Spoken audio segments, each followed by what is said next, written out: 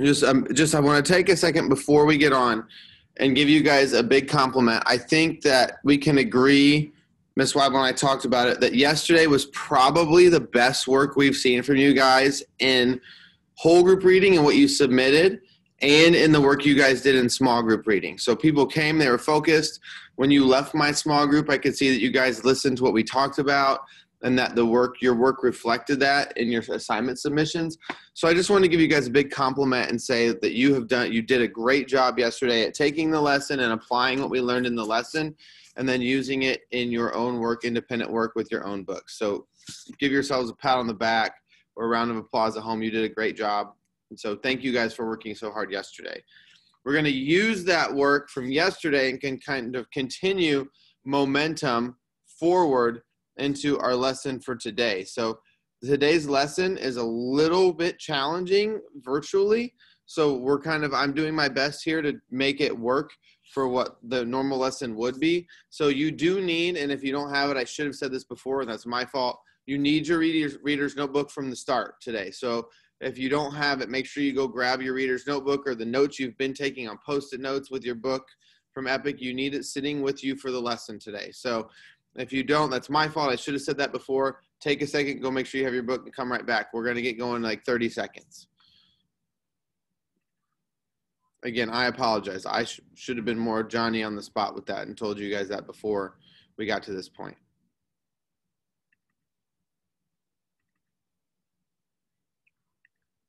So we're going to take a minute, and I'm going to give you guys the opportunity, if anybody wants to, I'm going to stop sharing actually already so I can see everybody.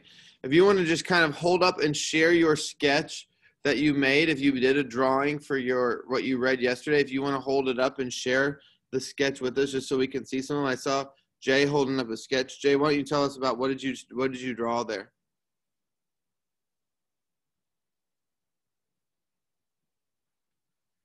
Make sure you unmute yourself. So, here's the main character right here. Here's the jar right here.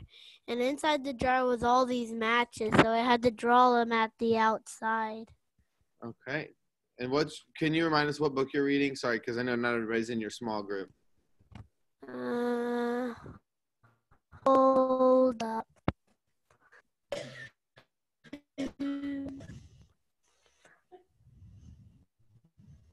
You don't remember the title?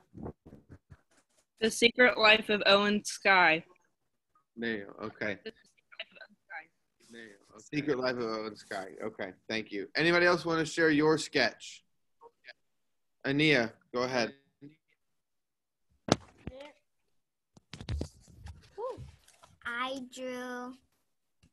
I was reading a book called Mia Mayhem. It's a superhero.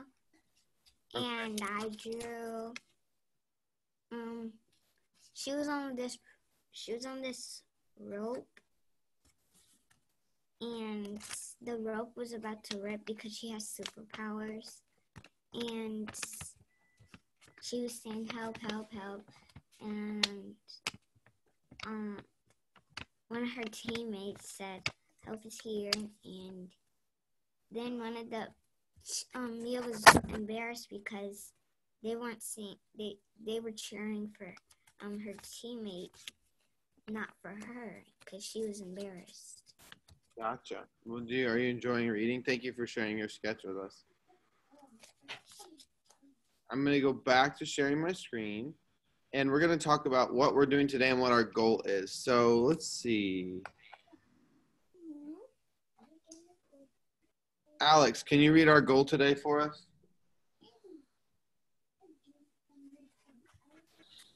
To know that when readers are trying to get better at a particular skill, it helps to work with others and to use the learning progression and set goals to lift the level of that work.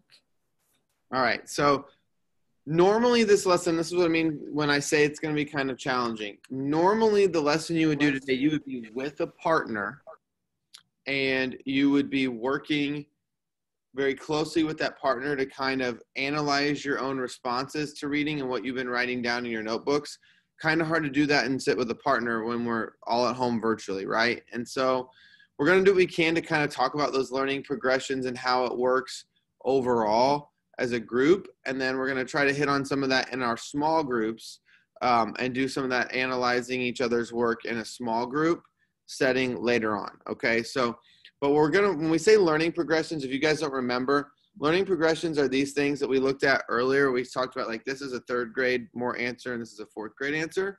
And so we're going to look at, I did some work yesterday and I just wrote a quick in what I envisioned in a part of the book. Excuse me. And then we're going to look at it and see, really, does that fit more of a level 3 or level four answer? So a level 3 answer, I know it's kind of small font, so I'll read it. For envisioning is that I can make a mental movie as I read. I imagine the setting, the characters, the events, and characters' reactions to them. I predict what the main character will do and think, and how the character will react to things based on earlier parts of the text, right? So that's a level 3. If I wanted to take it together and have a level 4, it says I make a mental movie as I read, trying to experience the story as if in real life. I draw on earlier parts of the text to add the details in my mental movie. That is, I draw on what I know about characters' traits and motivations, the setting and the events to envision and predict. I also use what I know from real life about these places tend to look and feel like, right? So that is a typical fourth grade or level 4 response, is that second one. And so really quickly, I'm going to reread to you page 24 of The Tiger Rising. If you've been reading along, catching the read alouds, this is the scene where Rob and Sistine are riding the bus home from school, and she's talking to him about his rash. It says, and then she did something truly astounding. Sistine closed her eyes and reached out her left hand and placed it on top of Rob's right leg. Please let me catch it, she whispered. You won't, said Rob, surprised at her hand and how small it was and how warm it was on his knee. It made him think for a minute of his mother's hand, tiny and soft. He stopped and thought, it ain't contagious, he told her again. Please let me catch it, Sistine whispered again, ignoring him, keeping her hand on his leg. Please let me catch it so I won't have to go to school. It ain't a disease, said Rob. It's just me. Shut up, Sistine said. She sat very straight up. Then her lips began to move. The other kids shouted and screamed and laughed and called to each other, but the two of them sat apart from it all, as if their seat was an island in the sea of sweat and exhaust.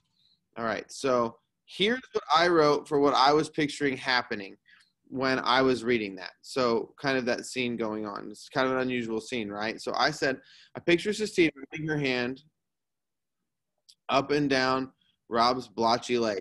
She's wishing, almost like she's praying, please, please let me get the rash too. I picture Rob jerking back when Sistine touches his leg, thinking, whoa, what is she doing? Right? Because that's kind of like something you wouldn't expect another character to do. And so then I sat and I really analyzed my response, right? And I felt like it was really a level 3, right? Let's think about that and share our thoughts. Do I make a mental movie as I read? Give me a thumbs up or a reaction if you think, yes, I made a mental movie. I pictured it in my head when I was reading based on my response. So I should see everybody doing that, either thumbs up or thumbs down. Do I make a mental movie? Did I talk about what I pictured going on? Yeah, I did that, right? As a level 3. Did I imagine the setting, the characters, and the events, and the characters' reactions? Well, let's go back. I said, I picture Rob jerking back when Sistine touches her leg, thinking, whoa, what is she doing? So am I picturing how the characters reacts to what's happening in the event? Yes or no? Thumbs up, thumbs down. Let's see, wait, maybe we're just sitting there. Yep, thumbs up, right? I said that I think he's like kind of neat, like jerking back. He's reacting to it. I predict what the main character will do, say, and think, and how the character will react to things. Again, I go back and I say, I think Rob is thinking, whoa, what is she doing? So I do that, right? So I've got the pieces I need for a level 3, but I'm not really going all the way up to a level 4. I'm not really relating this to, if I look back at what is a level 4, I'm not drawing on what I know about the traits and motivations, and I didn't use what I used in real life about places and events and what those feel like. So I need to really look at it again, and let's think about what could I add in or how could I change this to make it a little bit stronger. So I'm going to make the font a little bit smaller so we could type more and it's going to fit into the space. So let's make it 42. All right. So what could I add in here that's going to make it seem like I'm thinking about it more in a realistic world setting, or I'm relating it to earlier in the story? So I picture Sistine rubbing her hand up and down Rob's blotchy leg. She's wishing, almost like she's praying, please, please, let me get this rash too. I picture Rob jerking back when Sistine touches his leg, thinking, whoa, what is she doing? So what could I add in here to make it more of a 4th grade level response, where I'm trying to picture it in real life. I draw on what I know about the characters already, and I am able to relate it to the real world. Do I say anything about how this is different or the same from the characters earlier in the story?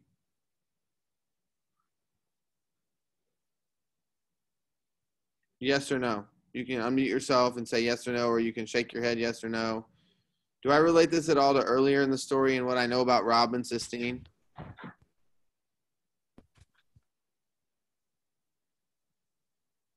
Clay's shaking his head no. No, I don't, right? So I'm going to add in, this is probably shocking to Rob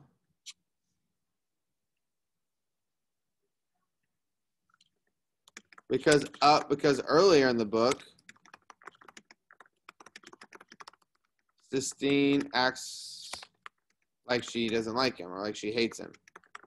So it's probably like he's like, okay, this girl earlier was saying that like she doesn't like me, she's staring at me like she hates me, and now she's touching my leg trying to get my rash. Like he's probably thinking this is kind of weird, right? The other thing I think is it says, I picture Sistine rubbing her hand up and down Rob's blotchy leg. I didn't say anything about what I thought this would be like in the real world. So I want you to think, if you're on the school bus and you saw somebody like reaching over touching somebody's rash, you'd probably think like, whoa, what is she doing? Like, what are they doing? So I think I could also add in, to make it better, the other students on the bus are probably wondering what is going on. So now I'm going to delete a space here. So now I'm going to go through and I'm going to read the whole thing and you'll see if we think this is a better response. It says, I picture Sistine rubbing her hand up and down Rob's blotchy leg. The other students on the bus are probably wondering what is going on. She's wishing, almost like she is praying, please, please let me get this rash too. I picture Rob jerking back when Sistine touches his leg, thinking, whoa, what is she doing? This is probably shocking to Rob because earlier in the book, Sistine acts like she hates him. So now, when I go back, I'm talking about something to do with the setting, right? I'm talking about the other kids on the bus. So I didn't have anything about the setting before, and now I've got something about the setting, the bus. And I've also added in a callback to earlier in the story. When we remember the other day when we talked about those reach backs when we're summarizing, well, I just used a reach back right here and said, hey, earlier in the book, Sistine acts like she hates him, and I'm picturing that he's probably like, what is she doing? She hates me. And now she's acting like we're best friends. This is kind of weird, right? So that's more of a level 4 just by adding those two little things in. And so this is where normally we would use the progression and we would go back and you would work with a classmate to kind of look at a response that you've done and kind of edit it together to make it more detailed and more fourth grade answer. But because we don't have that ability today, we're going to kind of let you do it on your own. So, and when you leave the lesson, so in a few minutes, not yet, you're going to go back and look at where you've written down something about your character in the book, about what kind of person they are, about what you know about that character in the text with a detail. And you're going to reread that detail you've written down, whether it's on a Post-it note or in your notebook. And you're going to look at the character traits progression, and I'll pull that up in a second. It's on your assignments. And you're going to assess yourself and think, okay, did I really make this a level 4 answer? And what do I need to do to make it closer to a level 4 answer? All right. So you have to, it's important, guys, you have to be hard on yourself and really challenge your own thinking. Why would I want you? I want somebody to raise your hand because y'all are super quiet and I need some participation out of you this morning. Why would you need to be hard on yourself when it comes to looking at your own work and how you are as a reader? Why would it maybe be important to be hard on yourself and really challenge your own thinking and push yourself to do better? Derek, thank you for raising your hand. So you could get a good grade and stuff. So one, it might help you get better grades if you're working harder and challenging yourself to do better. Good. What else do you think with reading I would want you, and you should want to challenge yourself to really analyze your own work? To do good on it and stuff, and you don't want us to do bad on it. Okay. Thanks, Derek. I'm going to have somebody else share. I appreciate you sharing. Why else? Somebody else. Why would I want you to be hard on yourself and really challenge yourself with your own work? Michael, thanks for raising your hand. You want to push forward on yourself to make it challenging and better so you can learn more and focus on what you're doing. Yeah, that's exactly right? We want you to push yourselves to do better and focus on what you're doing to try to become better readers, right? My job in teaching you reading is not just because I want to get the lessons done and say, oh yeah, I taught them this, but it's because I want to make you all better readers. I want you to be able to get on and be proud of your own work and say, yeah, I worked really hard on this and I've become a better reader, right? And so one of the first steps in doing that is really looking at your own work and saying, okay, I tried this, I could have done better, and trying to be more detailed, okay? So really quickly, before you guys go off to work on your own and meet in small groups, I'm going to open up on Canvas what it is your assignment is today and what the progression says for you in character development, okay? Because it is a little complicated and the font's kind of small. It'll be a little bit bigger on your screens when you do it because your pictures are bigger on student view. But today's reading assignment, it says, the level 4, it says, I keep in mind that characters are complicated. For example, I might think about how the character is different on the outside than on the inside, or in one part of the story and related to another part of the story. I'm interested in what really drives the character to make the decisions to take actions he or she takes. So I'm looking at how is the character acting different in certain parts of the story from other parts of the story. And I'm looking, what do I think makes the character act the way they are, right? And so when you're in small group, I'm going to try to do some examples with the Tiger Rising about how that would work with some of the characters. And we're going to, hopefully that will help guide you into being able to do it on your own with your own book characters and really coming up with those 4th grade level answers. Okay. So it's a completion grade, but you have to, like, some people are getting incompletes on their reading assignments because they're typing one sentence. Okay. So I want you to really go back, look down what you have written about your character today.